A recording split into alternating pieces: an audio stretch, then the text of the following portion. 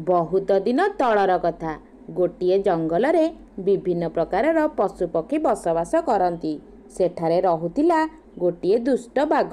बाघ सहित गोटिए शियाळर भल संपर्क थिला। गोटिए दिन बाघटी शियाळकु कहिला, किरे शियाळ, मु तो प्रतिदिन शिकार करी आणुची, आउ तू बसी बसी खाउछु।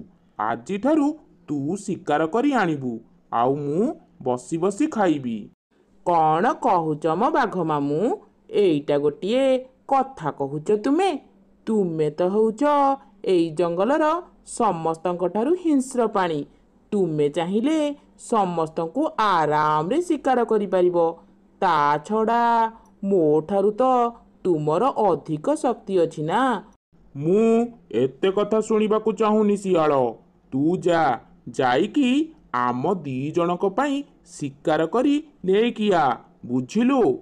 हाँ, जदि शिकार करी न आनी खाली हातरे आसु, ताहाले तते मु धरी कड़मड़ करी खाइजिबी। भलरे भलरे कहूची, शिकार करिबा पई बाहारी पड़। किंतु बाघ मामू? पुणी किंतु कौन पाई? हाँ सुन, तू जदि एई जंगलर कोउ पशु पक्षी को शिकार करी न पारिबु, ताहेले तांकु भूला भूली करी मो पाखकु नेई आसिबु।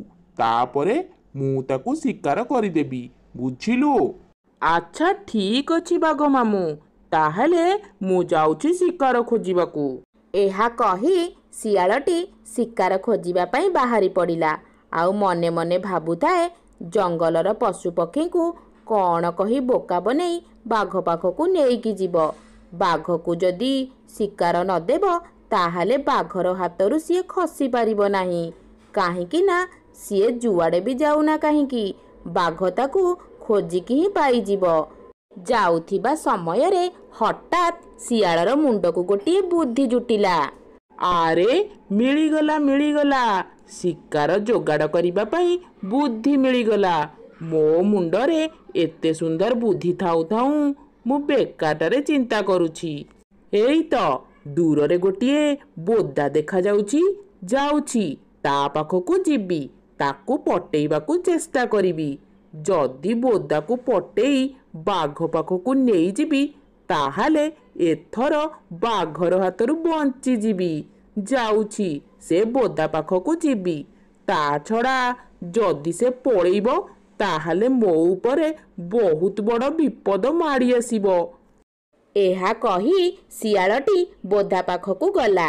मैं मैं कौन हैला शियाळ भाई, केमिति अछ तुमे? आउ केमिति कटुची तमर सबु दिन गुड़िक? भल नाही मो भाई, बहुत कष्टरे अछि। दिन सारा तो विभिन्न कामरे व्यस्त रहुची, एमिति दिन गुड़िक सबु कटुची। आउ तुमे तो हेलो ए जंगलर एकमात्र चालाक प्राणी, तुमर पुणी कष्ट कौन पाई म? कुह तो, तुमे तो खाली खाइकी बुलिब, सेथिरे पुणी एते समस्या? हाँ हाँ, मोर बहुत समस्या अछि, बुझिल बोदा भाई। जदि कहिबा आरंभ करिबी, ताहाले सरिबो नाही, बुझिल?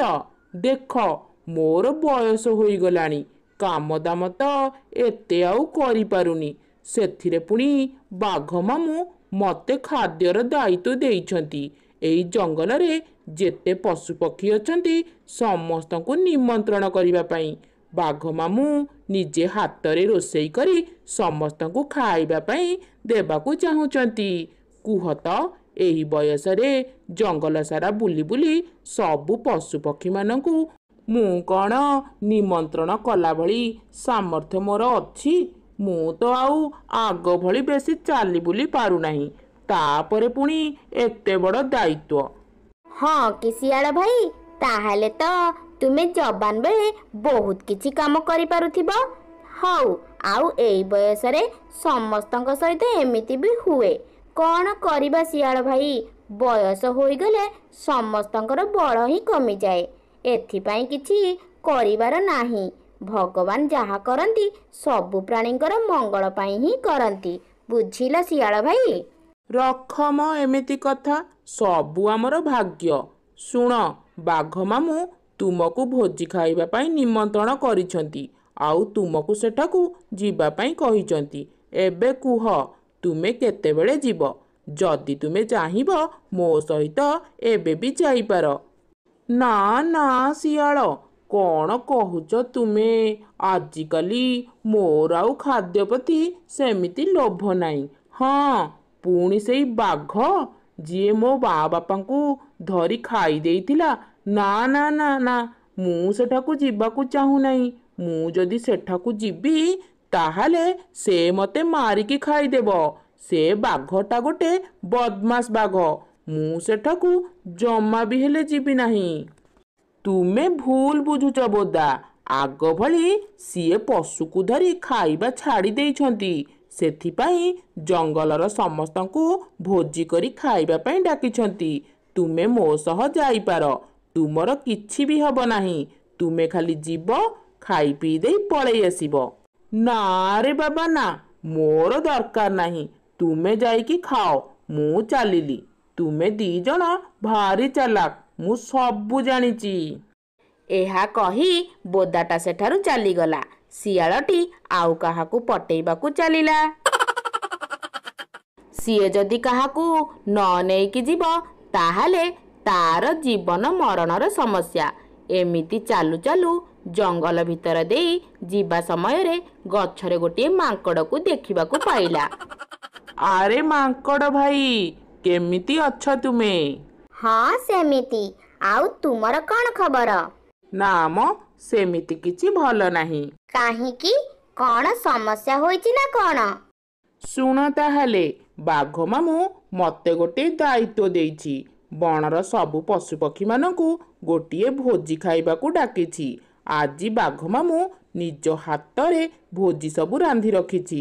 ସେଥିପାଇଁ ମୁଁ ଆଜି ସକାଳୁ ସମସ୍ତଙ୍କୁ ନିମନ୍ତ୍ରଣ କରି ତାର ଘରକୁ ନେବା ପାଇଁ ଆସିଛି।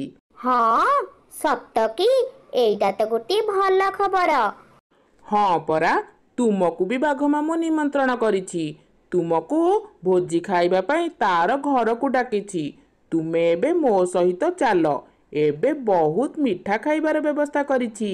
ତୁମେ ତ ବୁଝିପାରୁଛ ବଣର ରାଜାଙ୍କ ଭୋଜି କଥା କେତେ କ'ଣ ହୋଇଛି। ନା ନା ଭାଇ, ମୋର ଏତେ ବଡ଼ ସ୍ୱପ୍ନ ଦେଖିବା ଦରକାର ନାହିଁ। ତୁମେ ଯାଅ ଆଉ କାହା ପାଖକୁ। ମୁଁ ବାଘର ଘରକୁ ଯାଇପାରିବି ନାହିଁ। ସେ ଶୈତାନ ବାଘ ଖାଇବା ନା କହି ମୋତେ ଖାଇଦେବ। ମୋର ଯିବା ଦରକାର କିଛି ବି ନାହିଁ। ତୁମେ ଏଠାରୁ ଯାଅ, ମୋର ବହୁତ କାମ ଅଛି। ମାଙ୍କଡ଼ର କଥା ଶୁଣି ଶିଆଳଟି ଚିନ୍ତାରେ ପଡ଼ିଗଲା। ତଥାପି ହାର ମାନିଲା ନାହିଁ। ତାପରେ ସିଏ ଭାବିଲା, ଯାଉଛି ହରିଣ ପାଖକୁ ଯିବି।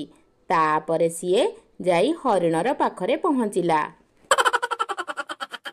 ଆରେ ଶିଆଳ ଭାଇ, ଏ ଗରିବର ଘରେ କେମିତି? ନା ମ, ବାଘ ମାମୁଁର କଥା ଶୁଣି ତୁମ ପାଖକୁ ଆସିବାକୁ ପଡ଼ିଲା। ବାଘ ମାମୁଁ ଗୋଟିଏ ଭୋଜିର ଆୟୋଜନ କରିଛନ୍ତି। ତୁମେ ମୋ ସହିତ ଚାଲ। କାହିଁକି ନା ବାଘ ମାମୁଁ ତାର ଘରକୁ ସବୁ ପଶୁପକ୍ଷୀଙ୍କୁ ଡାକିଛି। ସେ ନିଜ ହାତରେ ଭୋଜି ସବୁ ରାନ୍ଧି ଖାଇବାକୁ ଦେବା ପାଇଁ ଡାକିଛି। ତୁମକୁ ଯିବାକୁ ପଡ଼ିବ। ବାଘ ମାମୁଁ ବାରମ୍ବାର ତୁମ କଥା କହିଛି। ସେଥିପାଇଁ ମୁଁ ତୁମ ପାଖକୁ ଆସିଛି। କ'ଣ କହୁଛ ଶିଆଳ? ବାଘ ସମସ୍ତଙ୍କୁ ଡାକିଛି, ସମସ୍ତଙ୍କ ପାଇଁ ଭୋଜିର ଆୟୋଜନ କରିଛି। ହଁ, ବାଘ ମାମୁଁ ଆଉ କାହାକୁ ବି ଏ ବଣର ପଶୁପକ୍ଷୀଙ୍କୁ ଶିକାର କରିବ ନାହିଁ। ସେଥିପାଇଁ ସେ ସମସ୍ତଙ୍କୁ ଡାକି ଏ କଥାଟାକୁ କହିବାକୁ ଚାହୁଁଛି। ଆଉ ସମସ୍ତଙ୍କୁ ଭଲକି ଖାଇବାକୁ ଦେବାକୁ ଚାହୁଁଛି। ତୁମେ ଶୀଘ୍ର ଶୀଘ୍ର ରେଡି ହୁଅ ଆଉ ମୋ ସହିତ ଚାଲ। ହଁ ହଁ, ଆଉ ଡେରି କ'ଣ ପାଇଁ? ଏବେ ହିଁ ଚାଲ। ଶୀଘ୍ର ଶୀଘ୍ର ଯାଇ ଖାଇକି ଫେରି ଆସିବି। ବାଘ ମାମୁଁ ଯଦି ଭୋଜିର ଆୟୋଜନ କରିଛନ୍ତି ତାହେଲେ ନିଶ୍ଚୟ ବହୁତ ପ୍ରକାରର ଆଇଟମ ବନେଇଥିବେ। ଗଲେ ତ ପେଟ ପୂରା ଖାଇପାରିବି।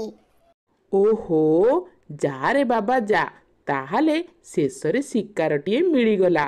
ମୁଁ ଏମିତି ଗୋଟିଏ ଗଧ ହାବୁଡ଼ରେ ପଡ଼ିବି ବୋଲି ଭାବିନଥିଲି।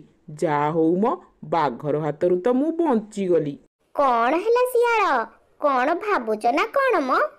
ନା ନା, ଏମିତି ଆଉ କିଛି ନାହିଁ ମ। ଆରେ ଏତେ ଆଉ ଚିନ୍ତା କରନି। ଏବେ ଚାଲ ବାଘର ଘରକୁ ଯିବା ଆଉ ତା ହାତ ରନ୍ଧାକୁ ଟିକେ ଚାଖିବା।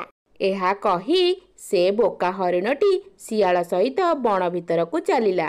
ଭୋଜି ଖାଇବା କଥା ଶୁଣି ସେ ବହୁତ ଖୁସି ହୋଇଯାଇଛି। ଏମିତି ଭାବେ ଦୁଇ ଜଣ ଯାକ ଯାଇ ବାଘ ପାଖରେ ପହଞ୍ଚିଗଲେ। ମୁଁ ବହୁତ ଖୁସି ହୋଇଗଲି। ବାଘ ମାମୁଁ, ତୁମେ ମତେ ଭୋଜି ଖାଇବା ପାଇଁ ନିମନ୍ତ୍ରଣ କରିଛ।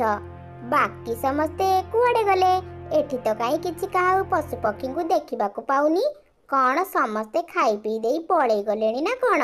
ଶିଆଳ, ସତରେ ତୁ ବହୁତ ବୁଦ୍ଧିମାନ।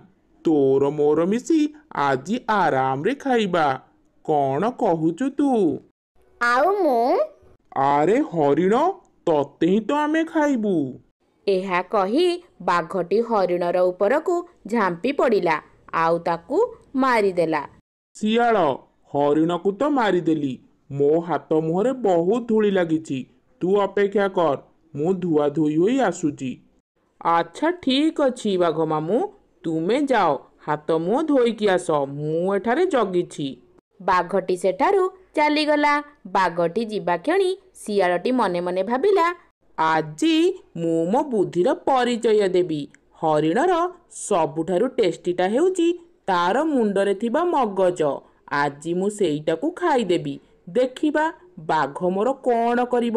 ଶିଆଳଟି ଏପଟ ସେପଟକୁ ଅନେଇ ହରିଣର ମଗଜଟିକୁ ଖାଇଦେଲା।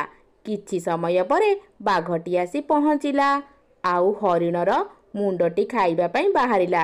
ଦେଖିଲା ତାର ମଗଜଟି ଭିତରେ ନାହିଁ। ଶିଆଳ, ହରିଣର ମଗଜଟା କୁଆଡ଼େ ଗଲା? ତୁ ଖାଇ ଦେଇଛୁ କି? ବାଘ ମାମୁଁ, ଏମିତି ବୋକା ହରିଣର ମଗଜ ହିଁ ନଥାଏ। ତାର ଯଦି ମୁଣ୍ଡରେ ମଗଜ ଥାଆନ୍ତା, ସିଏ ତ ଆମ ଚାଲାକି ସବୁ ବୁଝି ପାରିଥାନ୍ତା ନା। ଏ ହରିଣ ସେମିତି ହରିଣ ନୁହେଁ।